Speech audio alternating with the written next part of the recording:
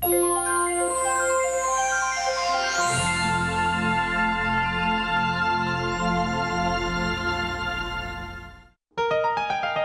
for Consider This is provided by Sequent Planning, an SEC-registered investment advisor, helping people make informed retirement income decisions. Additional information is available at sequentomaha.com. From the campus of the University of Nebraska at Omaha. Consider This, a program of issues and information behind today's news. I play baseball, basketball, and play football. Those are the three sports that I play big time. When I first started vaping, I just turned 15 years old, so I've been doing it for about a year now. All my teammates do it. It's just pretty normal for everybody to do it. People that I know that do it, they're like good students, like straight A's. It's a normal thing to do. I was 13 the first time I vaped. People at my high school, they would vape on the bus just because it's like so easy to hide. It's just like a little like black pen. I could just vape at home like my parents don't know at all. When I'm riding my bike, like far distances, it makes me feel like I'm riding away. And the reason I vape is to basically get away and get my mind just off of things. I was 13 years old when I vaped for the first time. I started buying $5 vaporizers, and from there, I moved on to bigger ones. Hi everyone, I'm Kathy Wyatt. Welcome to this week's edition of Consider This. Our topic, vaping. Joining us to talk more about it are Sarah Linden, founder and CEO of Generation V. She is also the president of the Nebraska Vape Vendors Association. And Jill Selsley. Jill is a physician assistant in cardiothoracic surgery at Nebraska Medicine. Thanks to the two of you for joining us and welcome. Thanks for having us. You bet. Sarah, I want to start with you. What is vaping? Well, vaping is becoming a generic term for anything that is a liquid and heated and turned into an aerosol. So you can actually vape a lot of things. When it started, it was primarily nicotine that was vaped, but now you can also vape THC, you can vape vitamins, melatonin, even caffeine. Wow, okay, and we can talk more about that. Difference from something like an e-cigarette? So e-cigarettes are kind of like the Juul. They can be purchased mostly in gas stations or drugstores, and they look more like a cigarette, but there's also something called vaporizers, which are more like this guy here, and they have the same components. They have the e-liquid, they have a heating element and a battery that heats the e-liquid into a vapor form. Now the Juul is used primarily by teens, and these vaporizers are used primarily by adults. The nicotine content in a vaporizer is, most adults use 3 milligram, but the nicotine content in a Juul is 54 milligrams. So that's 18 times more nicotine. So there is a distinct difference in what is primarily used by teens and adults. Okay, and I see the liquid, Jill. What else is in there? Sure. Typically, the liquid has really 3 main components. As Sarah mentioned, it can be variable because consumers can add or use different elements. But the 3 main components for most people are going to be nicotine, typically some sort of humectant, vegetable glycerin such as propylene glycol, and then flavorings. This sounds pretty complicated. You're talking about people adding certain things and so forth. So talk a little bit more about that. When you talk basics, for example, what are you talking, Sarah? When you talk about basics. I think Jill covered it. The basics for vaping e-liquid for nicotine vapor products is always the 4 things: propylene glycol, vegetable glycerin, flavorings, and nicotine, liquid nicotine. Okay, so and then you can go as complicated as what? Well, it's complicated as adding obviously THC and other things, and sometimes consumers, they can be vessels for any sort of illicit drugs, I suppose. Part of the problem from a healthcare perspective is there's so many variabilities between the device that's used, between the type of nicotine that's used. So now we have nicotine salts versus free-based nicotine, 2 different flavorings. I mean, it's difficult, especially if someone comes to us and maybe wants help to stop vaping, as far as the milligrams, the concentration, the type, the device that's used, how often they're using it, and the milligrams of nicotine. Again, these are all just variables that make it a little bit more challenging for us as healthcare providers to help people who are using this really as a weaning device from combustible tobacco. Well, that's what I was going to say when you're talking about getting people off of vaping. If you go back, a decade or so ago, I mean, people were starting this to try to get off of cigarettes. Is that correct? When we go back about a decade plus, primarily, right? That is why e-cigarettes were invented, is to help smokers quit. The New England Journal of Medicine actually published data in January that showed that e-cigarettes or vapor products are nearly twice as effective as any other nicotine replacement therapy in helping smokers quit. And nicotine replacement therapy are like the gums, the lozenges, the pharmaceutical drugs like Chantix and Wellbutrin. And the reason why it's so much more effective is because it mimics the act of smoking. So if I'm a smoker, I'm used to smoking after dinner, before bed, when I wake up in the morning. Like, there's different times of day and activities where I'm used to smoking, and vapor products allow a smoker to do that and mimic the same behaviors and get their nicotine fix. And then also something that's a little different than vapor products than cigarettes is that there's a step-down method. Now, Juul doesn't have a step-down method, but with products like these, you can control the amount of nicotine that you're putting in the e-liquid because it's an open system.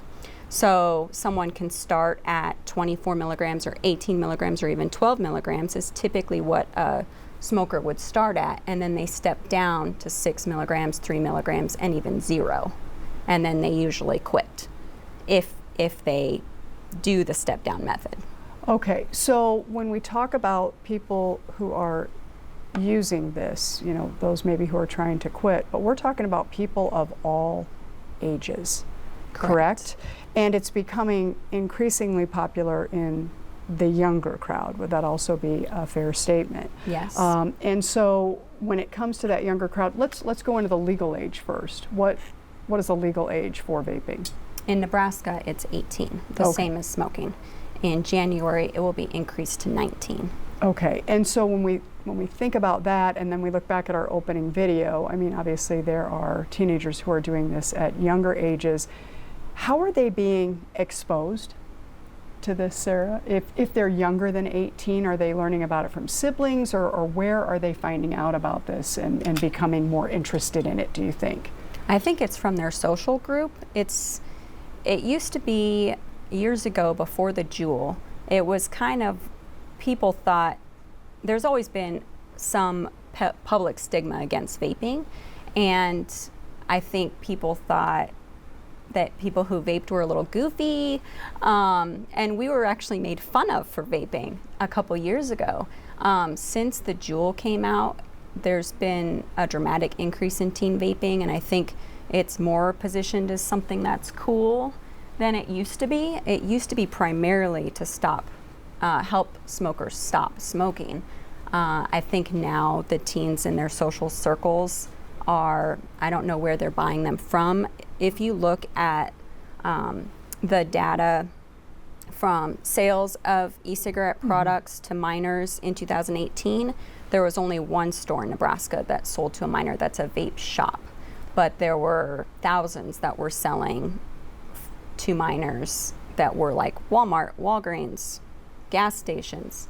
So I think they're getting them from gas stations and those other places, but they're also getting them from friends, older siblings. Parents buy them for their kids because parents would rather have their teens vaping than smoking. That's an interesting way to look at that. So Jill, overall, health risks in your mind that are probably the biggest concern, regardless of age at this point? Yeah, the health risks run the spectrum. So from as minimal as, throat irritation, cough, irritation to the gums, the teeth, immunosuppression, to as significant as serious lung injury. And so, lipoid pneumonia, which is typically caused from that kind of glycerin product being laid down in the lungs themselves, causing irritation, inflammation, and potentially can even lead to like acute respiratory distress syndrome, so requiring like ventilation and potentially death. And there, again, there's a spectrum. Some of the more common things that we hear about or talk about is exposure to some of the flavorings, particularly like some of the sweeter, so diacetyl benzaldehyde.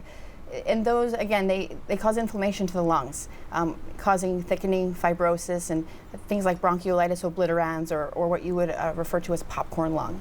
And so they're not insignificant, and they're not benign. But if really you think about it like this, anytime you burn something and inhale it, you're going to have exposure to your respiratory tract, whether that's combustible tobacco or whether that's electronic nicotine devices or even just purely flavored vapor solution. So how is Nebraska doing in comparison to the rest of the country when it comes to vaping, when you talk about these health risks? I mean, is it here the way it is in most other states, or what is that looking like? So we do have, cases of acute lung injury hospitalized in our local communities. And so we do have it. And I think part of the problem is we haven't yet determined, with this outbreak of, lung injuries, is it device related? Is it solution related? Is it something that's being added? And those are questions we just don't have. But we know that there are risks. It's not benign. It's not a water vapor. Mm-hmm. And I think that's part of the problem as kind of this has transitioned through time. Initially they were kind of labeled as electronic cigarettes, which kind of has a connotation of tobacco or nicotine. And then as we kind of transition to vapors, which sounds innocent, benign, mm-hmm. and then you add, flavors like cotton candy, Captain Crunch, things that are attractive to young people, along with a techie, sleek device that's easy to hide. They feel like, it's something they can do and push the limits and push the edge of what's, expected and what they should do. And so it's easy to hide from parents, teachers, and I think that's what's created this huge kind of epidemic in our young people, which really is frightening. Because if you think about it, if you just compare two populations of users, so someone who's been smoking for 50 years, mm-hmm. a pack a day, mm-hmm. that's very, very different than a 14-year-old who is a nicotine naive brain and is now using, 45 milligrams per ml of nicotine. Those are completely different things. And so I think the risk factors and the potential complications of that are very different as well. Are you dealing specifically with anybody right now in your practice that you're treating as what you believe to maybe be a direct result of vaping? Yeah, great question. So I, as far as clinically the side effects or potential side effects or lung injury, I would say no. I work mainly in the surgical arena, and so we just don't typically see those. But I do, manage our nicotine dependence clinic, and so I have had, I've had even young people come into the clinic saying, I can't stop using this, and I need help. And so, in that way, we see vaping very commonly, and now to the point where kids are realizing that they once thought this was just kind of fun and interesting, and now they've really figured out, gosh, I can't go through my day without using this. Like, I'm addicted. Wow. So, okay, Sarah, as you're listening to this, and as somebody, obviously who is taking the stance that you do, what are you thinking as Jill is talking from her perspective on all of this? Well, I think it's interesting that Jill had stated that they don't know the cause of these respiratory illnesses, because the FDA and CDC have already come out and said that the cause of these respiratory illnesses is due mainly to THC products that are being vaped, and they're sold primarily on the black market. And what's happening is drug dealers are buying these products online from China and then distilling their own THC and cutting it, or buying the THC from another drug dealer and then cutting it with vitamin E acetate. And vitamin E acetate is an oil that then coats the lungs. The body can't process the oil, can't absorb it, and so it coats the lungs, and that's what causes lipoid pneumonia. Which I think is true, but I think up to 30% of cases that have been associated with the vaping risk and these lung injuries have been those that have not been THC related. Actually, it's 13% that have not admitted to using THC products, but they're not drug testing these people. So we don't know if those 13% are using THC products. And the FDA did come out and say that they took the nicotine vapor products from these sick patients, and they tested it and found absolutely nothing abnormal in those products. And one of the things that you are very involved with, Sarah, is an association, right? Is this your vape association? You're president. Tell us about that organization. Well, I'm the president of Nebraska Vape Vendors Association. Yes. So we work with legislature to create sensible legislation for e-cigarette and vapor products, and we also work with legislators and give them suggestions for ways, legislation or ways that they can curb teen use of vapor products. Okay, so let me ask you, when you're going to sit down with a politician or whoever it may be, and maybe you walk in assuming they really don't know very much, or maybe worse, they know everything they're hearing from the media, how do you start a conversation about something like vaping? Well, unfortunately, because of the media, I always have to cover the topic of the THC vapor products because that's all over the news now. And what's really to the detriment of the public is that a lot of these news agencies are just saying vaping. That's why when I introduced what vaping is, I said it's used as a generic term now for anything that's vaporized and inhaled, and so they want the headlines, they want the sensational media, so to get people to click, and so they just say vaping causing this many deaths. The problem with that is, one, they're scaring smokers back to cigarettes, and two, the other problem is that people are still using black market THC products because they don't realize that those are the products that are causing these illnesses and deaths. And you walk out of those conversations then feeling how?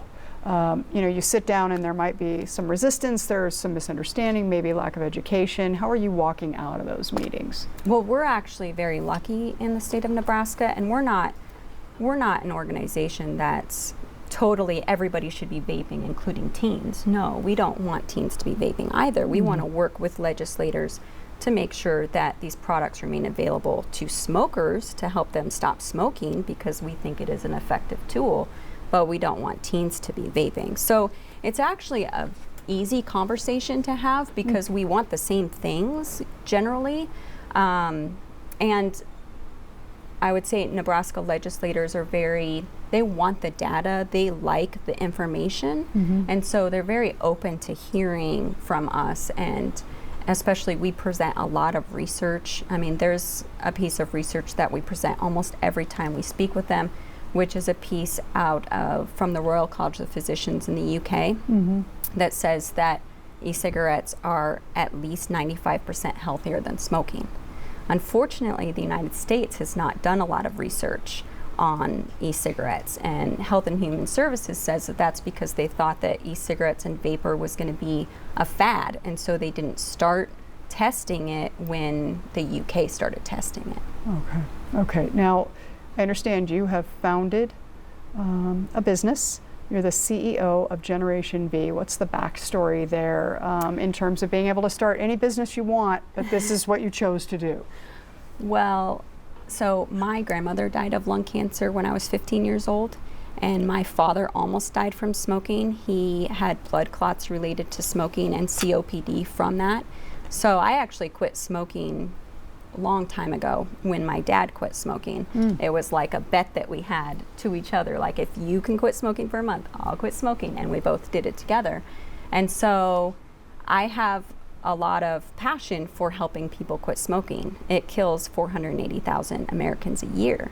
So if we can transition them to a less harmful device that still delivers the nicotine, I'm all for that. Do I want people to quit smoking and vaping? Yes. I mean, the goal is to eventually help people stop vaping as well, and that's why we have that step-down method. So that is, because I was going to say there are other ways that you could try to help people break an addiction. It's like more effective though. Okay. Unfortunately, I mean, I know because I tried all of these different things too, and it was very difficult. I ended up quitting cold turkey, but I had a good reason because I needed my dad to quit. Okay. So I think with a lot of people, what we hear from our customers all the time is that they've tried everything. They've tried multiple things at once, and they just can't kick the habit. And we help them transition to this, which is a less harmful alternative, and they take to it. And many of them are able to stop smoking altogether. There's a few that will still smoke like 1 cigarette a day or 1 cigarette a week if they go to the bar or something, but the majority of them are able to make the switch completely. So am I taking too big of a jump by saying your goal is to be put out of business someday? Well, yeah, I would hope so. I'm trying to follow the track there. Jill, what are you thinking as Sarah's talking about the business and? No, I think a lofty goal, and I think, like she mentioned, our goals are the same. I mean, we know tobacco kills people. We've had a 100-year natural history of knowing that tobacco causes death and disease. And so when we talk about harm reduction, it's about how do we help people do something. In this case, people who use nicotine, either they're unable or unwilling to quit, how do we make that safer? And so I think that's a goal for all of us, but we have to do it in a manner that is safe. And I don't think that we've proven that these devices are safe yet.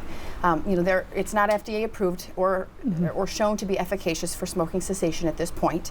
Again, it's going to require science for healthcare providers to get on board, and we're just going to need numbers and data to suggest that it's safe and that it's efficacious. It really, at this point for us, it's a precautionary principle. And so any product or process that's effects are in dispute or unknown, we would resist use. And that's kind of our statement from a healthcare perspective is until we can prove that they're safe and effective.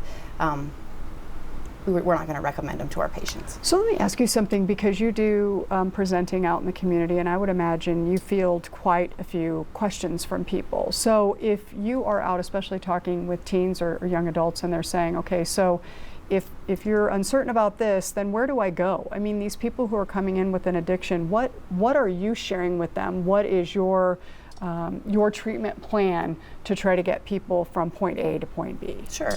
Nicotine addiction is hard. It's difficult, and we know that because of the difficulty that we've had for decades trying to help people quit smoking. Again, we have 7 FDA-approved medications that we use that are helpful. They're not magical. They don't make withdrawals completely go away, but they help. I would say a big driver for us too is cognitive behavior therapy, and that's not unique to tobacco cessation. That's health behavior change in general, and that's helping people know how to physically and mentally deal with urges and to avoid chronic use. Okay, and I want to ask this question of both of you because it seems like you are very much on the same page with the teenage population. If parents suspect, and it seems like it might be kind of difficult for them to do that their teenager is going down this path, what would you suggest that they do? Sarah, I'll start with you. I'm not an expert on that. They would probably be able to tell if the teenager is doing that based on their attitude, because if you're going through nicotine withdrawal from not vaping for a certain period of time, you can become agitated. So that's what I would tell parents to look for.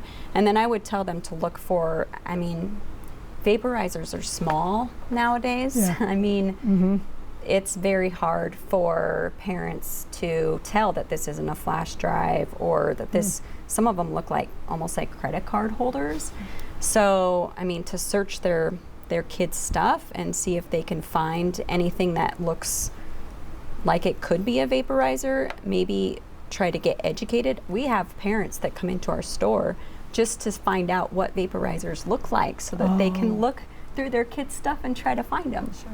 Interesting. Okay, Jill, what about you and about the minute that we have here? Yeah, and again, I would kind of echo Sarah's. I think first education is the biggest thing. And so I think there's a lot of misunderstanding, especially when teens start using. Okay, they think it's benign, they think it's just vapor, fun flavors, again, techie kind of cool things to hold, and if everyone's doing it right, it's just kind of a reason to do it. So I think we need to educate on really what is in these nicotine, the potential for nicotine addiction. And we do know that some studies suggest that kids who start vaping are more likely to transition to tobacco purely because of that nicotine addiction. If they can't get nicotine from their e-cig, they're going to find other ways to get it. And then potentially, risk for other risky potential behaviors or even other illicit drugs. Okay, so where do we go from here, Jill? Again, I think it's education, and I think just as consumers, we need to be aware of what we're putting in our body. Again, I would just argue, anything you burn and breathe in, there's going to be risks, and it may be significantly less. We don't know yet, but it's a risk. Okay, thank you. I want to put up a couple of websites for folks wanting more information on this very topic, which of course today is vaping. We have the centeronaddiction.org, unmc.edu. Sarah, we've got about 15 seconds. Final thoughts? No. I mean, I think it was a good discussion. I think that there is a lot of data out there. I just think, unfortunately, people aren't looking at it because there have been many, many, many studies that show that vapor is like 97% less chemicals. So it's education, like you've both been talking, and so I would love to continue this. Thank you for sharing your time and expertise. Unfortunately, we're out of that. I wish you well going forward. I want to thank our students who are working so hard behind the scenes, and of course our viewers for watching. As we close, the Durham Museum is seen through the lens of Drew Peterson, a junior at UNO. We'll see you next week.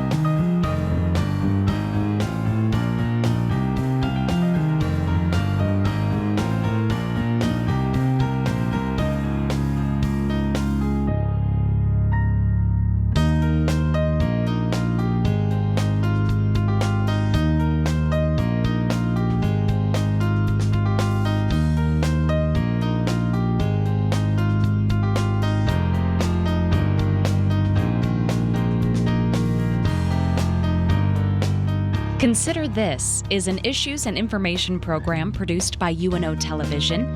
More information and program archives can be found at netnebraska.org/Consider This. If you'd like to share your comments about this program, call UNO Television at 402-554-2516 during regular business hours, or send an email to cwyatt@unomaha.edu. Support for Consider This is provided by Sequent Planning, an SEC-registered investment advisor, helping people make informed retirement income decisions. Additional information is available at sequentomaha.com.